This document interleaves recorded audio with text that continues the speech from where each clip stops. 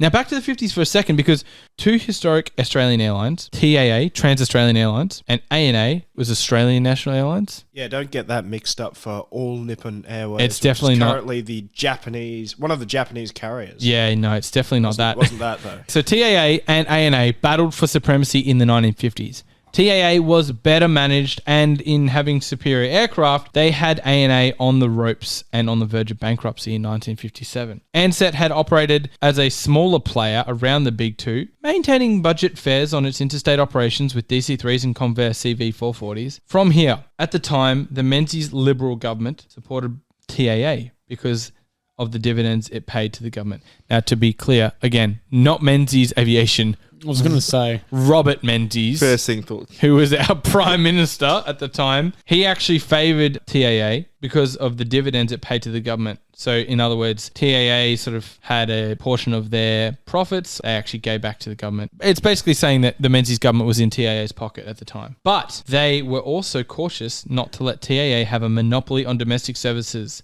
if ANA were to collapse. The only alternative was for Ansett to buy out the ANA operation, and the government was prepared to support such an action. So in walks our friend, Mr. Reginald Ansett, who, true to style, intentionally lowballs in his offer to purchase ANA. This man knew what he was doing. The ANA directors resisted because they knew just as well as Reg did that they were not getting the money that they were truly worth and what their assets were truly worth. And yet, they eventually caved into Ansett's offer due to a lack of interested parties or buyers. So circumstantially, no one else wanted to buy ANA.